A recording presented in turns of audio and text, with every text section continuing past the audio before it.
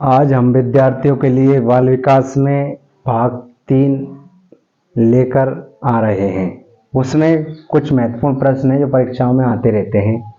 देखिए, किस आयु में बालक समय, दिन, दिनांक, क्षेत्रफल संबंधित अवबोध का विकास हो जाता है? 9 वर्ष की आयु में। मतलब बालक क्या समझने लग जाता है? समय, दिन, दिनांक, क्षेत्रफल के बारे में ज्ञान होने लग जाता है उसको। बच्चा उस टाइम घड़ी देखना सीख जाता है, कौन सा दिन है वो याद रहने लग जाता है। क्षेत्रफल के बारे में समझ विकसित हो जाती है, मतलब क्षेत्रफल जैसे किसी भी रूम की लंबाई क्या है, चौड़ाई क्या है, ऊंचाई क्या है, या इस प्रकार के प्रश्न। जैसे आपको एक वृत्ताकार मैदान दिया, उसकी त्रिज्या इतनी सेंटीमीटर, तो मतलब उसको ज्ञान होने लग जाता है। जिस आयु में बालक की मानसिक योग्यता का लगभग पूर्ण विकास हो जाता है वो होती है 14 वर्ष। मतलब उसका जो मानसिक संतुलन है, मानसिक विकास की जो एक जो वृद्धि होती रहती है जब बच्चे जन्म लेता है तब से लेके 14 वर्ष तक, मतलब जैसे 14 वर्ष में एंट्री कर जाएगा तब तक उसका संपूर्ण विकास हो जाता है मस्तिष्क का। मानसिक योग्यता मतलब वो मेंटली किसी भी प्रकार के वर्क के लिए पूरी तरह प्रिपेयर रहता है। लड़कियों में बाह्य परिवर्तन किस अवस्था में होने लगते हैं? तो किशोर अवस्था में। तो लड़कों में भी बाह्य परिवर्तन किशोर अवस्था में होते हैं, जैसे आवाज बदलना, शरीर में परिवर्तन होना, कई सारे प्रकार के परिवर्तन होते हैं। तो लड़कियों में भी परिवर्तन किशोर अवस्था में ही दिखाई देते हैं। संवेगात्मक स्थिरता का लक्षण है समायोजित। संवेगात्मक स्थिरता का लक्षण क्या है? समायोजन करना। मतलब अगर व्यक्ति संवेगात्मक रूप से स्थिर है ना, मतलब उसका माइंड संतुलन स्थिति में, तो समायोजन कर लेगा हर चीज में, चाहे स्थिति कैसी भी हो। संवेग शब्द का शाब्दिक अर्थ है उत्तेजना या भावों में उथल पुथल। मतलब संवेग शब्द की जो उत्पत्ति हुई है उसका मतलब अर्थ है भावों में उथल पुथल या उत्तेजना। मतलब संवेग को मैकडूगल ने सबसे पहले परिभाषित किया था। मैकडूगल ने अपने जो सिद्धांत बनाया उसमें 14 संवेग हैं और 14 ही मूल प्रवृत्ति हैं। बालक के सामाजिकरण का प्राथमिक घटक है परिवार। मतलब सबसे पहले उसका परिवार ही क्या होता है? समाज होता है, उसके लिए समाज होता है और उसमें ही सामाजिकरण होता है। अवांछनीय संवेग है दगा। दगा कोई संवेग ही नहीं होता, ये तो अवांछनीय संवेग है। मतलब ये वांछित संवेग जो मैकडूगल के संवेग रखे उनमें नहीं है। ये जो वांछनीय संवेग है वो कौन से? प्रेम, घृणा, आश्चर्य। प्रेम, घृणा, आश्चर्य। अब शिक्षा हो गई है, क्या हो गई है? बालक केंद्रित बन गई ना। जब से राइट टू एजुकेशन आया है और शिक्षा का अधिनियम 2009 जब से लागू हुआ है तब से बालक शिक्षक केंद्रित की जगह बालक केंद्रित हो गई है। शिक्षा क्या हो गई है? बालक केंद्रित हो गई। मतलब बालक को केंद्र में रखकर ही हर चीज की जा रही है आज वर्तमान में। अब शिक्षक उसका वो नहीं, मतलब कि शिक्षक के अनुसार कुछ करे।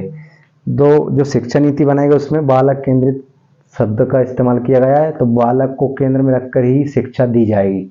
ये शिक्षा का अब नया एक जो अधिनियम है उसमें हुआ है। पैतृक गुणों के हस्तांतरण के सिद्धांतों को स्पष्ट किया था मेंडल ने। मेंडल ने क्या बताया था? पैतृक गुण किस तरह से एक पीढ़ी से दूसरी पीढ़ी में हस्तांतरण होते हैं। और मेंडल ने अपना प्रयोग किस पे किया था? मटर पे, मटर के पौधों पे, अलग अलग प्रकार के मटर के पौधों पे। खेल की क्रिया में योग रहता है कल्पना का। जब अपन कोई खेल खेलते हैं तो उसमें क्या करते हैं? कल्पना ही तो करते हैं। अब ऐसा है, इस तरह से यार मैं ये करूंगा, इधर या फुटबॉल खेल रहा तो इधर किक दे दूंगा तो फुटबॉल उधर चली जाएगी, तो ये कल्पना से अपन करते हैं। या क्रिकेट में जैसे गेंद आएगी तो अपन को किस तरह से अपना बैट घुमाना है ताकि किस साइड में, जैसे फील्डर नहीं है वहां पर गेंद जाए। तो ये खेल की क्रिया में योग रहता है किसका? कल्पना का। खेल आधारित शिक्षण विधि है मॉन्टेसरी विधि, डाल्टन विधि और किंडरगार्टन विधि। तो ये सब खेल पर आधारित विधियां है। मॉन्टेसरी विधि मारिया मॉन्टेसरी ने दी थी। डाल्टन विधि डाल्टन नामक वैज्ञानिक थे उनने, और किंडरगार्टन फोवेल वगैरह इनने दी थी। ठीक है। पुनरावृत्ति का सिद्धांत दिया था स्टेनले हॉल ने। स्टेनले हॉल ने पुनरावृत्ति का सिद्धांत दिया था। इसको आप अच्छे से याद रख लेना, कई बार एग्जाम में आ चुके हैं।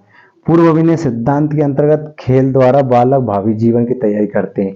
मतलब पहले से, जैसे घर पे वो कई बार बच्चा देखा होगा ना आपने, खेलता कूदता रहता है, अभिनय करते रहता है। जैसे कभी राजा वाला खेल चलता रहता है, कभी जैसे हाथी बन जाते हैं, कभी कुछ मतलब ऐसे खिलौने रहते हैं उनपे। तो पूर्व अभिनय सिद्धांत के अंतर्गत खेल द्वारा बालक अपने भावी जीवन की तैयारी करता है।